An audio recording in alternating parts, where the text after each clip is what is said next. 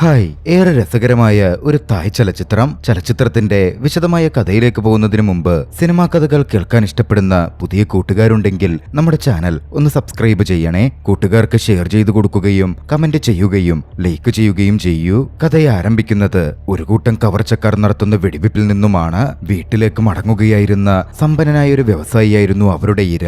കവർച്ചക്കാരിൽ ഒരാൾ അയാളെ വെടിവെച്ചു കൊന്ന ശേഷം അയാൾ ധരിച്ചിരുന്ന തകിട് അഥവാ അമുലെറ്റ് കൈക്കലാക്കി. അതിലൂടെ ആമുലറ്റിന്റെ കഥയാരംഭിക്കുകയായിരുന്നു. പിന്നീട് 30 വർഷങ്ങൾക്ക് ശേഷം കഥ അക്കെന്നു പേരുള്ള ഒരു യുവാവിലേക്ക് തിരിയുന്നു. അവൻ ഗുരുതരമായ ഒരു പ്രശ്നത്തെ അഭിമുഖീകരിച്ചു കൊണ്ടിരിക്കുകയാണ്. അക്കിന്റെ പിതാവ് രോഗബാധിതനായി ആശുപത്രിയിലായിരുന്നു. അവന്റെ പിതാവിന് അടിയന്തരമായ ഒരു ശസ്ത്രക്രിയ നടത്തണം. പക്ഷെ അതിനുള്ള പണം നൽകാൻ അക്കിന്റെ പക്കലില്ല.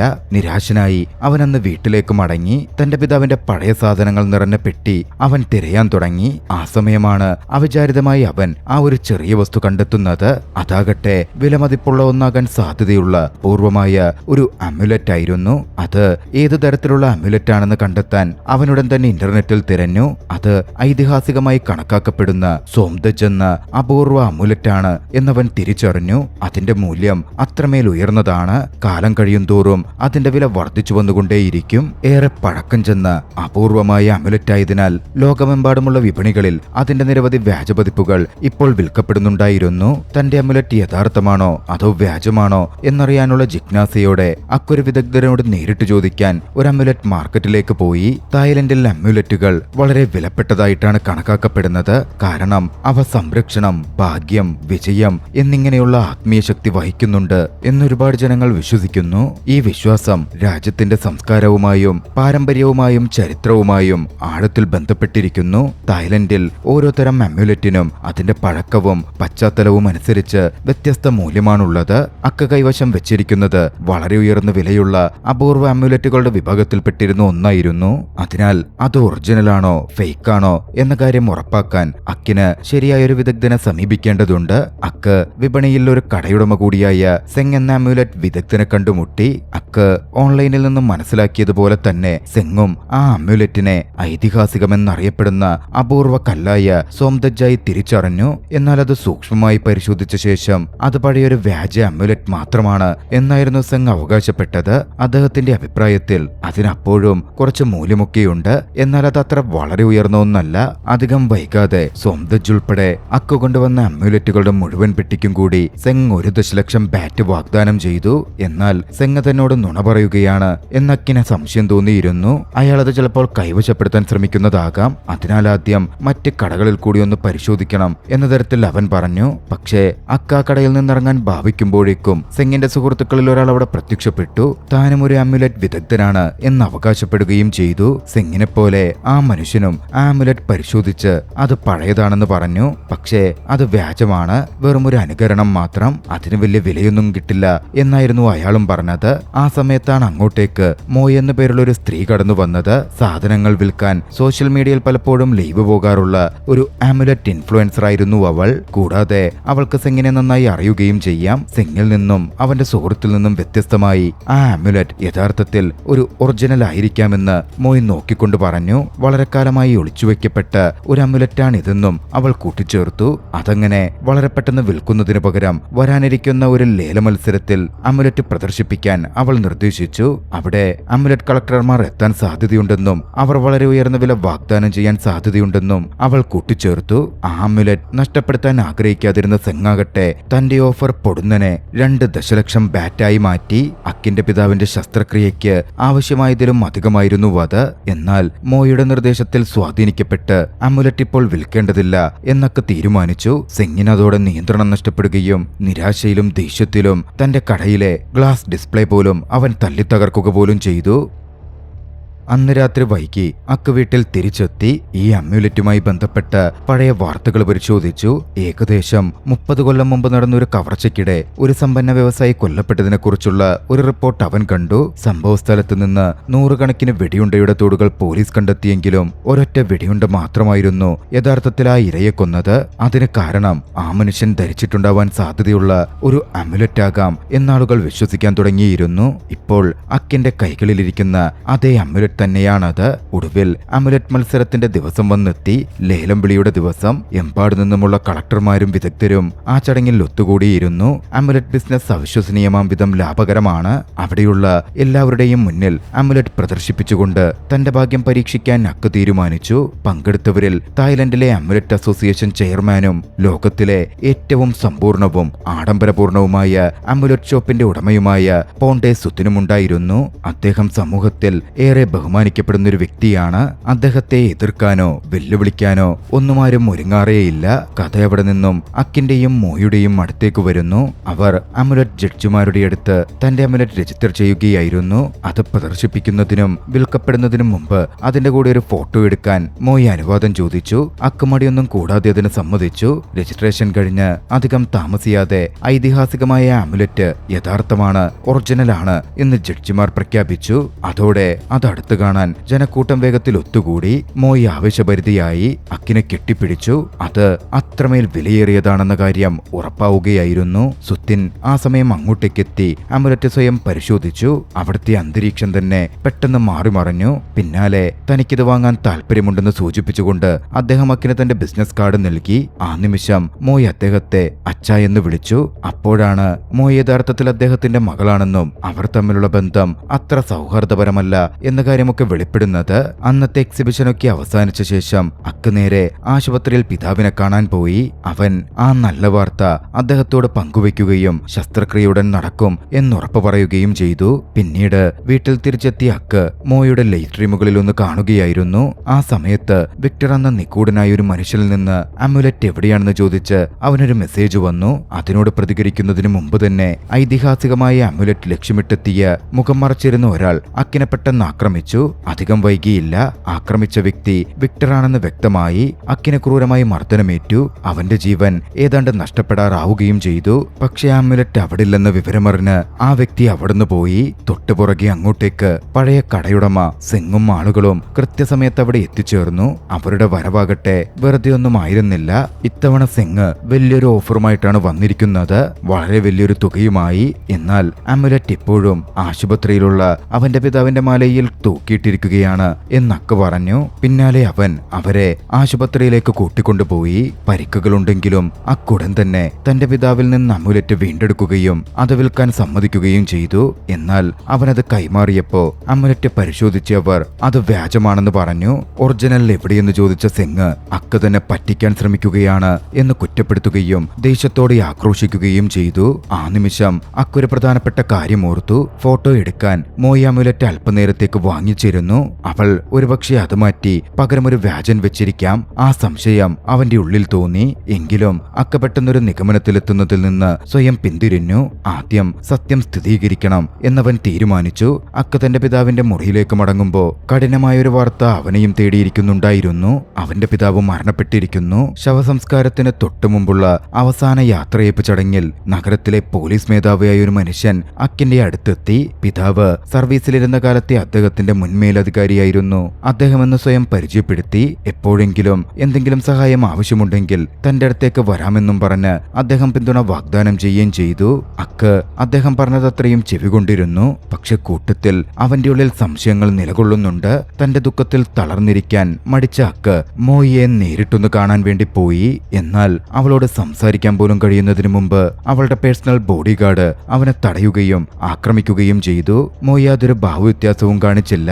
അവനെ തിരിച്ചറിയാത്ത പോലെയായിരുന്നു അവൾ പെരുമാറിയത്. അവളുടെ പെട്ടെന്നുള്ള ഈ മാറ്റത്തിൽ അക്ക് വല്ലാതെ ആശയക്കുഴപ്പത്തിലായി. വീട്ടിലെത്തിയവൻ അവളുടെ ലൈവ് സ്ട്രീം കണ്ടു. അപ്പോഴാണ് സത്യം വ്യക്തമാകുന്നത്. എക്സിബിഷനിടെ അവനെ കെട്ടിപ്പിടിച്ച ആ നിമിഷത്തിൽ മോയ അമുലറ്റ് മോഷ്ടിച്ചിരുന്നു. അവൾ രഹസ്യമായി ഒറിജിനൽ അമുലറ്റ് തന്റെ വായ്ക്കുള്ളിൽ ഒളിപ്പിക്കുകയും പകരം ഒരു വ്യാജൻ വെക്കുകയും ചെയ്തു. ഇപ്പോൾ യഥാർത്ഥ അമുലറ്റ് അവളുടെ പക്കലാണുള്ളത്. അവളത് ഓൺലൈനിലൂടെ തന്റെ ഫോളോവേഴ്സിനായി വിൽക്കാൻ ശ്രമിക്കുകയാണ്. സമയം കളയാനില്ലാത്തതിനാൽ തലേ ദിവസം രാത്രി തന്നെ ആക്രമിച്ച അതേ മനുഷ്യനായ വിക്ടറിനെ തേടി അക്കിറങ്ങി. ഒടുവിൽ വിക്ടറിനെ ഒക്കെ കണ്ടെത്തി മറ്റാരുടെയും സഹായമില്ലാത്തതിനാൽ മോയിൽ നിന്ന് അമുലറ്റ് തിരികെ വാങ്ങാൻ സഹായിക്കണം എന്നൊക്കെ അവനോട് ആവശ്യപ്പെട്ടു. ആദ്യം വിക്ടർ വിസമ്മതിച്ചു. എല്ലാം സ്വന്തമായി കൈകാര്യം ചെയ്യാനായിരുന്നു അവന്റെ പദ്ധതി. എന്നാൽ പൊതുസ്ഥലത്ത് വെച്ച് അക്ക നിയന്ത്രണം വിട്ട് കരയുന്നതും ഒരു നിസ്സഹായനായ കുട്ടിയെപ്പോലെ തന്നെ കെട്ടിപ്പിടിക്കുന്നതും കണ്ടപ്പോ വിക്ടറിന് സഹതാപം തോന്നി. ഒടുവിൽ ഐതിഹാസികമായ ആമുലറ്റ് വീണ്ടെടുക്കാൻ ഒന്നിച്ചു പ്രവർത്തിക്കാൻ അവൻ സമ്മതിച്ചു. മോയ് അവളുടെ അപ്പാർട്ട്മെന്റിലേക്ക് മടങ്ങുന്ന വഴിയിൽ ഒരു വിജനമായ തെരുവിൽ അവർ ഒളിച്ചിരുന്ന് ആക്രമണം നടത്തി. സമ്മർദ്ദത്തിലായ മോയ് തന്റെ പക്കൽ ഇപ്പോൾ ആ ആമുലറ്റ് ഇല്ല എന്ന് തറപ്പിച്ചു പറഞ്ഞു. പക്ഷേ അവൾ നുണ പറയുന്നതാണ് എന്നായിരുന്നു അവർ ചിന്തിച്ചത്. നടന്ന കാര്യങ്ങൾ പറയാൻ അവൾ അങ്ങനെ വിസമ്മതിച്ചു നിന്നതിനാൽ വിക്ടറും അക്കും അവളെ തട്ടിക്കൊണ്ടുപോയി ഉപേക്ഷിക്കപ്പെട്ട ഒരു വെയർഹൌസിൽ പാർപ്പിച്ചു. അവിടെ ഒരു ഫ്രീസറിനുള്ളിൽ 2 മണിക്കൂർ അവർ അവളെ പൂട്ടിയിട്ടു. ഒടുവിൽ മോയ് വഴങ്ങുകയും യഥാർത്ഥത്തിൽ എന്താണ് സംഭവിച്ചതെന്ന് വെളിപ്പെടുത്തുകയും ചെയ്തു. ബോഡിഗാർഡിനൊപ്പം അവൾ വീട്ടിലേക്ക് മടങ്ങുന്ന വഴിയിൽ ഒരു കൂട്ടം കവർച്ചക്കാർ അവരുടെ വണ്ടി തടഞ്ഞു. ബോഡിഗാർഡിന് മർദ്ദനമേറ്റു. അമുലറ്റ് അവർ തന്നിൽ നിന്ന് കവർന്നു കൊണ്ടുപോവുകയും ചെയ്തു. ആ കവർച്ചയ്ക്ക് പിന്നിൽ ആരായിരിക്കും എന്ന് വിക്ടറുമക്കും അവളോട് ചോദിച്ചു.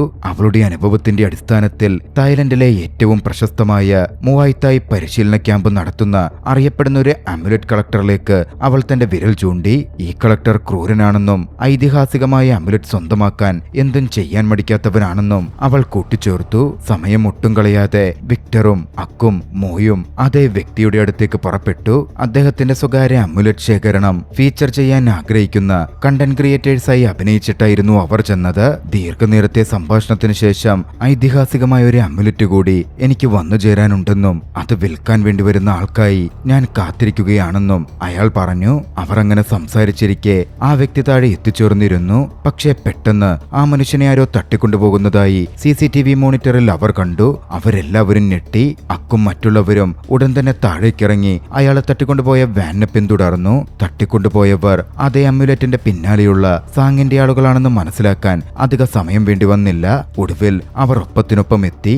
ആ സമയം ആ മനുഷ്യൻ വില കുറഞ്ഞ അമ്യൂലറ്റുകൾ വിൽക്കുന്ന ഒരു വൃദ്ധൻ മാത്രമാണ് എന്ന കാര്യം തെളിഞ്ഞു. പക്ഷേ എന്നാലും അയാളെ കണ്ടപ്പോ മോയ്ക്ക് സംശയം തോന്നി. അയാളുടെ വലത് കൈ പരിശോധിച്ചു. ശക്തമായി കടിയേറ്റ ഒരുപാട് ആ കയ്യിലുണ്ടായിരുന്നു. അതോടെ മോയ് കാര്യം വ്യക്തമാക്കി. എന്റെ അടുത്ത് നിന്ന് അമ്യൂലറ്റ് കവർന്നപ്പോ താൻ അതിനെ ചെറുത്തിരുന്നു. അപ്പോ ഞാൻ കടിച്ച പാടാണിത്. ആ വൃദ്ധൻ കവർച്ചക്കാരിൽ ഒരാളെന്ന കാര്യം വ്യക്തമായി. ഒടുവിൽ തലേ ദിവസം രാത്രി മോയിൽ നിന്ന് അമ്യൂലറ്റ് മോഷ്ടിച്ച സംഘത്തിൽ താനും ഉണ്ടായിരുന്നെന്ന് ആ വൃദ്ധൻ സമ്മതിച്ചു. എല്ലാവരെയും അതിലും കൂടുതൽ ഞെട്ടിച്ചത് അയാളുടെ അടുത്ത വെളിപ്പെടുത്തലായിരുന്നു. ആ വൃദ്ധൻ ജോലി ചെയ്യുന്നത് സുത്തിനു വേണ്ടിയിട്ടാണ്. ഏവരും ബഹുമാനിക്കുന്ന ഏറ്റവും വലിയ അമുലറ്റ് ഷോപ്പിന്റെ ഉടമയ്ക്കു വേണ്ടി. സുത്തിന്റെ പേര് അവിടെ കേട്ടതോടെ അന്തരീക്ഷം ആകെ മാറിമറിഞ്ഞു. എല്ലാവരും നിശബ്ദരായി. അമുലറ്റ് വ്യാപാരികളുടെ ലോകത്ത് ഏറ്റവും ശക്തനായ വ്യക്തിയായിട്ടാണ് അദ്ദേഹം അറിയപ്പെടുന്നത്. തനിക്കെതിരെ നിൽക്കുന്ന ആരെയും തകർക്കാൻ തക്കവണ്ണം വലിയ സ്വാധീനവും ബന്ധങ്ങളും ഉള്ള ഒരാൾ. അദ്ദേഹത്തിന്റെ പേര് ഉൾപ്പെട്ടതോടെ ഇനി ആർക്കും ഒന്നും ചെയ്യാനാവില്ല എന്നവർക്ക് തോന്നുന്നുണ്ടായിരുന്നു. എന്നാൽ തന്റെ പിതാവിന്റെ അമ്യുലറ്റ് അങ്ങനെ നഷ്ടപ്പെടുത്താൻ അക്കൊരുക്കമായിരുന്നില്ല. ഒന്നിച്ച് പ്രവർത്തിച്ച് അത് തിരികെ വാങ്ങാം എന്നവൻ മറ്റുള്ളവരോട് സംസാരിച്ച് ബോധ്യപ്പെടുത്തി. ബലപ്രയോഗത്തിന് പകരം അക്ക് കൂടുതൽ സമർത്ഥമായ ഒരു നീക്കം കൊണ്ടുവന്നു. തങ്ങളുടെ പക്കൽ ഇപ്പോഴും അമ്യുലറ്റ് ഉണ്ടെന്ന് നടിച്ച് സുത്തിന്റെ അടുത്തേക്ക് എത്താനായിരുന്നു അവൻ പദ്ധതിയിട്ടത്. വിക്ടർ തന്റെ സഹോദരനാണെന്ന് പറയാം. വളരെ കുറച്ചു പേർക്ക് മാത്രം പ്രവേശനമുള്ള സുത്തിന്റെ സ്വകാര്യ അമ്യുലറ്റ് കടയ്ക്കുള്ളിലേക്ക് അങ്ങനെ കടന്നു കയറാൻ അക്കിന് കഴിഞ്ഞു. അവന്റെ പക്കൽ ഒറിജിനൽ അമ്യുലറ്റ് ഇല്ലെന്ന് പറഞ്ഞ് നിരസിച്ചാൽ തന്റെ തെറ്റുകൾ പുറത്താകുമോ എന്ന് ഭയന്ന് സുത്തിന് അവനെ സ്വാഗതം ചെയ്യുകയല്ലാതെ മറ്റു മാർഗമില്ലായിരുന്നു. പ്രതീക്ഷിച്ചതുപോലെ തന്നെ അക്കു കൊണ്ടുവന്ന അമ്യുലറ്റ് ഉടൻ പരിശോധിക്കപ്പെട്ടു. നിമിഷങ്ങൾക്കകം അത് വ്യാജമാണ് എന്ന് സുത്തിൻ പ്രഖ്യാപിച്ചു. അക്കാകട്ടെ തന്റെ അഭിനയം തുടർന്നു. അത് അംഗീകരിക്കാൻ വിസമ്മതിച്ച് തർക്കിക്കുന്നതായി നടിച്ചു. ഒടുവിൽ സമാനമായ നിരവധി അമ്യുലറ്റുകൾ നിറഞ്ഞ ഒരു പെട്ടി സുതിൻ കാണിച്ചു. അവയെല്ലാം വിപണിയിൽ പ്രചരിച്ചുകൊണ്ടിരിക്കുന്ന വ്യാജനാണ് എന്ന് അവകാശപ്പെടുകയും ചെയ്തു. ടെൻഷൻ കൂടിക്കൂടി വരികയായിരുന്നു. കവർച്ചയിൽ തനിക്കുള്ള പങ്കിനെക്കുറിച്ച് അക്കിന് ഇതിനോടകം മനസ്സിലായി കാണും എന്ന് സുതിൻ തിരിച്ചറിയുന്നുണ്ടായിരുന്നു. രക്ഷപ്പെടാൻ വഴിയില്ലാതെ ആ പെട്ടിയിലെ അനേകം അമ്യുലറ്റുകളുടെ കൂട്ടത്തിൽ യഥാർത്ഥ അമ്യുലറ്റ് താൻ ഒളിപ്പിച്ചിട്ടുണ്ട് എന്നൊടുവിൽ സുതിൻ സമ്മതിച്ചു. തുടർന്ന് സുതിൻ ഒരു വെല്ലുവിളി നടത്തി. അതിൽ നിന്ന് യഥാർത്ഥ അമ്യുലറ്റ് കണ്ടെത്താൻ അയാൾ അക്കിനെ വെല്ലുവിളിച്ചു. അമ്യുലറ്റ് സ്വയം പരിശോധിക്കാനുള്ള കഴിവ് അക്കിനില്ലാത്തതിനാൽ അത് ചെയ്യാൻ കഴിയുന്ന ആളുകളെ അകത്തേക്ക് കൊണ്ടുവരാൻ അവൻ അനുവാദം ചോദിച്ചു. അങ്ങനെ മോയും സെങ്ങും അവരുടെ സംഘവും അകത്തേക്ക് പ്രവേശിപ്പിക്കപ്പെട്ടു. മാത്രമല്ല കള്ളനായ വൃദ്ധനെയും അവർ അങ്ങോട്ടേക്ക് കൊണ്ടുവന്നിരുന്നു. അതിനോടകം തന്നെ അവർക്കെല്ലാം മനസ്സിലായിട്ടുണ്ടെന്ന് മനസ്സിലാക്കി പ്രകോപിതനായ സുതിൻ ആ വൃദ്ധനോട് ആക്രോശിക്കുകയും കള്ളത്തരം കാണിച്ചാണ് താൻ ആ അമുലറ്റ് കൈക്കലാക്കിയത് എന്നൊടുവിൽ എല്ലാവരുടെയും മുന്നിൽ സമ്മതിക്കുകയും ചെയ്തു. സുത്തിന്റെ അധികാര ദുർവിനിയോഗത്തിൽ നിരാശനും മടുത്തവനുമായ സെങ് പെട്ടെന്നൊരു തോക്കെടുത്തു. അത് സാഹചര്യത്തെ കൂടുതൽ വലിഞ്ഞുമുറുക്കിയതും അക്രമാസക്തവുമാക്കി മാറ്റി. കൃത്യസമയത്ത് പോലീസ് മേധാവി തന്റെ ഉദ്യോഗസ്ഥരുമായി അവിടെ എത്തി സാഹചര്യം നിയന്ത്രണ വിധേയമാക്കി. അപ്പോൾ 30 വർഷം മുമ്പ് കൊല്ലപ്പെട്ട സമ്പന്ന വ്യവസായിയുടെ കൊലപാതക കേസിലെ തെളിവായി ആ ഐതിഹാസികമായ അമ്യുലറ്റ് കണ്ടുകെട്ടാനാണ് താൻ അവിടെ എത്തിയത് എന്ന് പോലീസ് മേധാവി പ്രഖ്യാപിച്ചു. ആ ഘട്ടത്തിൽ കവർച്ചയെക്കുറിച്ചുള്ള ഒരു നിർണായക വിവരവും അദ്ദേഹം വെളിപ്പെടുത്തി. പണ്ട് ആ സമ്പന്ന വ്യക്തിയെ ആക്രമിച്ച് കവർച്ച നടത്താൻ ശ്രമിച്ച ആളുകളിൽ ഒരാൾ എന്റെ മുൻ സബോർഡിനേറ്റും പോലീസ് ഉദ്യോഗസ്ഥനുമായിരുന്ന അക്കിന്റെ സ്വന്തം പിതാവാണ് എന്ന് അദ്ദേഹം പറഞ്ഞു. അദ്ദേഹത്തിന്റെ അഭിപ്രായത്തിൽ അക്കിന്റെ പിതാവാണ് വ്യവസായിയെ കൊന്ന് അമ്യുലറ്റ് കൈക്കലാക്കിയത്. ആ അമ്യുലറ്റ് അക്കിന്റെ കൈവശം എത്തിയതും അങ്ങനെ തന്നെയായിരിക്കാം. അതൊരു തെളിവായി അദ്ദേഹം ചൂണ്ടിക്കാട്ടി. അതല്ലാതെ മറ്റൊരു വിശദീകരണവും അതിനില്ല എന്നും കൂട്ടിച്ചേർത്തു. പക്ഷേ അക്കത് അംഗീകരിക്കുന്നതിന് പകരം അവന് സംശയം തോന്നുകയായിരുന്നു ചെയ്തത്. ശവസംസ്കാര ചടങ്ങിനിടെ പോലീസ് മേധാവി പറഞ്ഞ ഒരു കാര്യം അവൻ ഓർത്തു. തന്റെ പിതാവ് എപ്പോഴും മേലധികാരിയുടെ ഉത്തരവുകൾ അനുസരിക്കുന്ന ഒരു ഉദ്യോഗസ്ഥനായിരുന്നു. ആ തിരിച്ചറിവ് എല്ലാം മാറ്റിമറിച്ചു. കവർച്ചയ്ക്ക് പിന്നിലെ യഥാർത്ഥ സൂത്രധാരൻ തന്റെ പിതാവല്ല, മറിച്ച് ആ പോലീസ് മേധാവി തന്നെയാണ് എന്ന മട്ടിൽ അവൻ സൂചിപ്പിച്ചു. അവൻ ചിന്തിച്ചു. അവിടുണ്ടായിരുന്ന വിക്ടറാകട്ടെ ഒരു മുന്നറിയിപ്പുമില്ലാതെ അതോടെ വെടിയുതിർത്തു.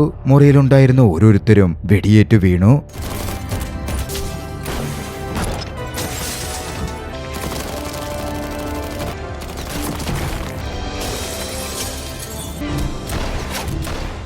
തങ്ങളെ സംരക്ഷിക്കും എന്നവർ വിശ്വസിച്ചിരുന്ന എല്ലാ അമ്യുലറ്റുകളും വെറും മിഥ്യാധാരണകൾ മാത്രമാണെന്ന് തെളിഞ്ഞു. സുത്തിനും സെങ്ങും പോലീസ് മേധാവിയും മറ്റുള്ളവരും ഒന്നിച്ച് വെടിയേറ്റും മറ്റും വീഴുമ്പോ അക്ക് മാത്രമായിരുന്നു ജീവനോടെ അവശേഷിച്ചത്. ഒരു അമ്യുലറ്റിനെയും ഒരിക്കലും ആശ്രയിക്കാതിരുന്ന ഒരേ ഒരു വ്യക്തി ആ കൂട്ടത്തിൽ അവൻ മാത്രമായിരുന്നു. അവിടെ നടന്ന ഷൂട്ടൌട്ടിൽ വിക്ടറിന്റെ വയറ്റിലും വെടിയേറ്റു. അല്പനേരം ബോധരഹിതനായ വിക്ടർ അധികം താമസിയാതെ ബോധം വീണ്ടെടുത്തു. ആ നിമിഷം മറഞ്ഞിരുന്നൊരു സത്യം കൂടി പുറത്തു വന്നു. വർഷങ്ങൾക്ക് മുമ്പ് നടന്ന കവർച്ചയിൽ വ്യവസായി കൊല്ലപ്പെട്ടിരുന്നല്ലോ. ആ വ്യവസായിയുടെ മകനായിരുന്നു യഥാർത്ഥത്തിൽ വിക്ടർ. കുട്ടിക്കാലത്ത് വിക്ടർ ആ അമ്യുലറ്റ് തന്റെ വായ്ക്കുള്ളിലായിരുന്നു ഒളിപ്പിച്ചത്. വ്യവസായിയെ കൊന്നപ്പോ അന്ന് അയാളുടെ മകനായ വിക്ടറെ കണ്ടെത്തിയ അക്കിന്റെ പിതാവ് അവനെ സംരക്ഷിക്കാൻ തീരുമാനിച്ചു. ഒരു അനാഥാലയത്തിലേക്ക് വിക്ടറെ കൊണ്ടുപോകുന്ന വഴിക്ക് ആ അമ്യുലറ്റ് അക്കിന്റെ പിതാവിന്റെ കൈകളിലെത്തി. അയാളത് സ്വന്തമാക്കി തനിക്കായി സൂക്ഷിക്കുകയായിരുന്നു. പിന്നീട് അങ്ങോട്ടേക്ക് ആ അമ്യുലറ്റ് തിരഞ്ഞുകൊണ്ടിരുന്ന വിക്ടർ എക്സിബിഷനിൽ വെച്ച് അക്കമ്യുലറ്റ് വെളിപ്പെടുത്തിയ നിമിഷം മുതൽ അവന്റെ പിന്നാലുണ്ടായിരുന്നു. പ്രതികാരദാഹിയായ വിക്ടർ അവനെ പിന്തുടർന്ന് പിതാവിന്റെ അരികിലുമെത്തി. പക്ഷേ അക്കിന്റെ പിതാവ് രോഗം ബാധിച്ചു മരിച്ചു എന്നറിഞ്ഞ ശേഷം വിക്ടർ അതിലുൾപ്പെട്ട ബാക്കിയുള്ള ആളുകളിലേക്ക് ശ്രദ്ധ തിരിച്ചു. കവർച്ചയ്ക്ക് പിന്നിലെ യഥാർത്ഥ സൂത്രധാരൻ പോലീസ് മേധാവിയാണെന്ന് അറിഞ്ഞതോടെ സ്വന്തം കൈകൊണ്ട് അവൻ അയാളെ വെടിവെച്ചു വീഴ്ത്തുകയായിരുന്നു. അവിടെ ഉണ്ടായിരുന്നവരിൽ അക്ക് മാത്രമായിരുന്നു വെടിയേൽക്കാതെ ജീവനോടെ അവശേഷിച്ചത്. വിക്ടർ അവനെയും കൊല്ലാൻ ആലോചിച്ചു. എന്നാൽ അപ്രതീക്ഷിതമായി ജീവൻ ബാക്കിയുണ്ടായിരുന്ന മോയ് എഴുന്നേറ്റ് വേഗത്തിൽ വിക്ടറെ വെടിവെച്ചു കൊലപ്പെടുത്തി. എങ്കിലും അതിനു മുമ്പ് അക്കിന് നേരെയും അവൾ നിരവധി തവണ വെടിയുതിർത്തിരുന്നു. ഒടുവിൽ നേരത്തെ ഏറ്റിരുന്ന പരിക്കുകളും വെടിയുണ്ടകളും കാരണം മോയ് തളർന്നു വീഴുകയും രക്തം വാർന്നു മരിക്കുകയും ചെയ്തു. അധികം താമസിയാതെ പോലീസ് എത്തി. അക്കിനപ്പോഴും ഒരു പരിക്കും പറ്റിയിരുന്നില്ല. സംഭവസ്ഥലം പോലീസ് സുരക്ഷിതമാക്കി. അവിടെ അതിജീവിച്ച ഒരേ ഒരു വ്യക്തി അക്ക് മാത്രമായിരുന്നു. അക്ക് ഏതുതരം അമ്യുലറ്റായിരിക്കും ഉപയോഗിച്ചിട്ടുണ്ടാവുക എന്നാലോചിച്ച് ഉദ്യോഗസ്ഥരിൽ ഒരാൾക്ക് ജിജ്ഞാസ തോന്നുക പോലും ചെയ്തു. അക്ക് പക്ഷേ ഒന്നും മിണ്ടാതെ നിശബ്ദനായിട്ടിരുന്നു. അവൻ അവന്റെ വായ തുറന്നതേയില്ല. അതിനൊരു കാരണവുമുണ്ടായിരുന്നു. തന്റെ കയ്യിൽ കിട്ടിയിരുന്ന യഥാർത്ഥ അമ്യുലറ്റ് അവൻ വായിലൊളിപ്പിച്ചു വെച്ചിരിക്കുകയായിരുന്നു. ആ നിമിഷം കളക്ടർ അവനെ പെട്ടെന്ന് വിളിച്ചു.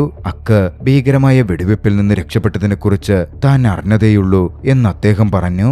ആശ്ചര്യപ്പെടുന്നതിന് പകരം ഐതിഹാസികമായ അമ്യുലറ്റ് ഉള്ളതുകൊണ്ട് തന്നെയാണ് അക്കിപ്പോഴും ജീവനോടെ ഇരിക്കുന്നതെന്ന് ആ കളക്ടർ കൂടുതൽ ഉറച്ച വിശ്വാസത്തോടെ പറഞ്ഞു. യാതൊരു മടിയും കൂടാതെ അവിശ്വസനീയമായ ഒരു വിലയ്ക്ക് അത് വാങ്ങാമെന്ന് അദ്ദേഹം വാഗ്ദാനം ചെയ്തു. അക്കിനെ തേടി ഒരു സുവർണാവസരമെത്തുന്ന ആ ദൃശ്യങ്ങളിൽ ചലച്ചിത്രം അവസാനിക്കുകയാണ്. രസകരമായ ഈ ഒരു ആക്ഷൻ ചലച്ചിത്രം നിങ്ങൾക്കിഷ്ടമായെങ്കിൽ വീഡിയോ ലൈക്ക് ചെയ്യുക. അഭിപ്രായങ്ങളും നിർദ്ദേശങ്ങളും കമന്റുകളിൽ രേഖപ്പെടുത്തുക. കഴിയുമെങ്കിൽ ചാനൽ സബ്സ്ക്രൈബ് ചെയ്തും കൂട്ടുകാർക്ക് ഷെയർ ചെയ്തു കൊടുത്തും ഞങ്ങളെ സപ്പോർട്ട് ചെയ്യുക. അടുത്ത എപ്പിസോഡിൽ മറ്റൊരു മികച്ച ചലച്ചിത്രവുമായി നമുക്ക് കണ്ടുമുട്ടാം. അതുവരെ ബൈ.